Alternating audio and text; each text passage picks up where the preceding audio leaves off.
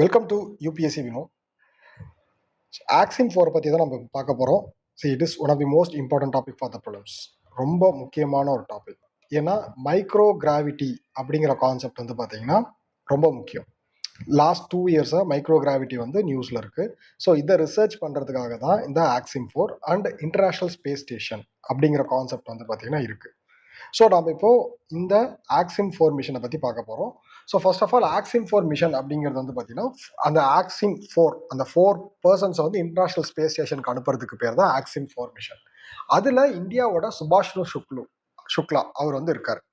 So அதுதான் முக்கியம். So first Indian to aboard international space station. So அதாவது second Indian space. So space வந்து second Indian இந்த space. So இவர் வந்து பார்த்தீங்கன்னா சுபாஷ்னு சுக்லா. ஸோ ஓகே, இந்த ஆக்சிம் 4 மிஷன் வந்து பார்த்தீங்கன்னா எந்த ஸ்பேஸ் கிராஃப்ட் மூலயமா, எந்த ராக்கெட் மூலயமா லான்ச் பண்ணுறாங்கன்னா ஃபால்கன் 9. ஸோ ஃபால்கன் 9 மூலயமா லான்ச் பண்ணுறாங்க. ஃபைன். ஸோ இந்த ஃபால்கன் 9 வந்து பார்த்தீங்க அப்படின்னா பார்ட்லி ரீயூசபிள் ஆன ஒரு ராக்கெட்.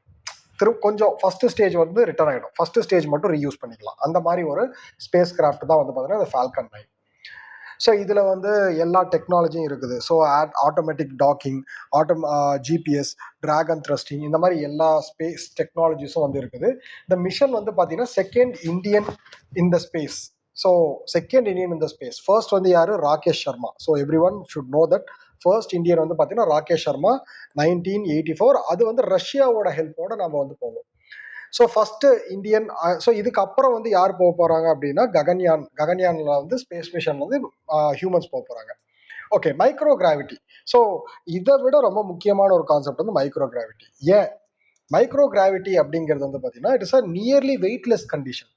ஃப்ரீ ஃபால் கண்டிஷனில் ஒரு ஹியூமன் பாடி வந்து எந்த மாதிரி ரியாக்ஷன் பண்ணுது, ஸோ என்னெல்லாம் நடக்கும் அப்படின்னா ஃபர்ஸ்டே நமக்கு தெரியும். மசில் லாசஸ் வந்து நடக்கும், கான்ட்ராக்ஷன்ஸ் நடக்கும், போன் டென்சிட்டியில் வந்து பார்த்தீங்கன்னா ஆல்ட்ரேஷன் நடக்கும், அது வந்து குறையும். ஃப்ளூயிட் ஷிஃப்ட் வந்து நடக்கும். அதாவது இம்யூன் சேஞ்சஸ் வந்து நம்ம உடம்புல வந்து நடக்கும்.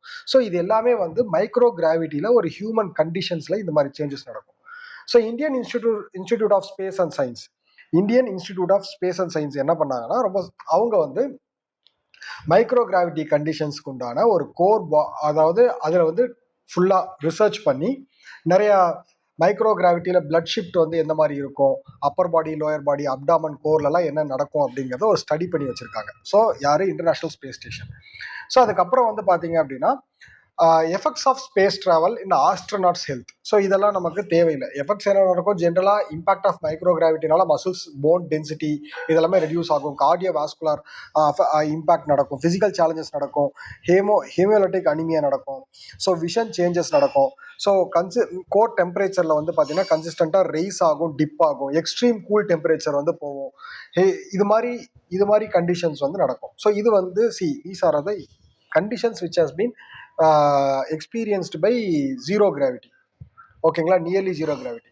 சயின்டிஃபிக் எக்ஸ்பெரிமெண்ட்ஸ் என்னெல்லாம் இன்டர்நேஷ்னல் ஸ்பேஸ் ஸ்டேஷனில் எக்ஸ்பெரிமெண்ட்ஸ் நடக்குது அப்படின்னா இதுதான் ரொம்ப ரொம்ப முக்கியம். டார்டிகிரேட்ஸ் அப்படிங்கிறது வந்து பார்த்தீங்கன்னா extreme survival. So extreme survival and gene expression.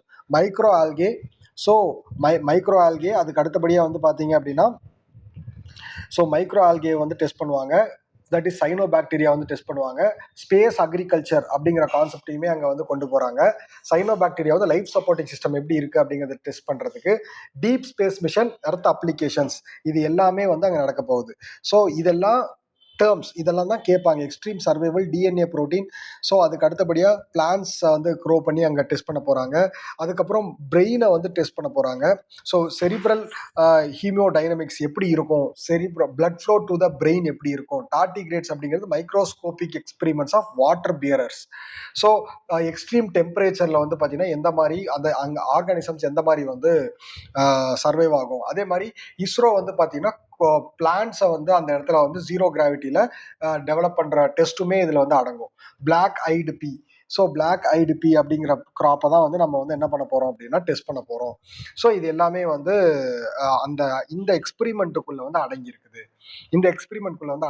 However வந்து மைக்ரோ கிராவிட்டியில் வந்து பார்த்தீங்கன்னா ரூட்ஸு, வாட்டர் மூவ்மெண்ட்லாம் எப்படி இருக்கும் அப்படிங்கிறது நமக்கு தெரியாது. அதெல்லாம் இதுக்கப்புறம் தான் தெரிய வரும். ஸோ எல்இடி லைட் சைக்கிள் மூலயமா இது எல்லாத்தையுமே நம்ம வந்து டெஸ்ட் பண்ண போகிறோம். Food management in zero gravity, எப்படி food digestion, urination and defecation, HM radio communication இந்த ஸ்பேஸு. ஸோ இது எல்லாத்தையுமே டெஸ்ட் பண்ண போகிறோம். ஸோ இதுதான் ரொம்ப முக்கியம். ஓகேங்களா? ஸோ ஹெச்ஆர்எம் ரேடியோஸ் அப்ளிகேஷன்ஸ் ஜென்ரலாக இதுதான் நமக்கு கேட்பாங்க. So we can expect a question with respect to Axim 4. Fine. Subhashanu Shukla. Thank you.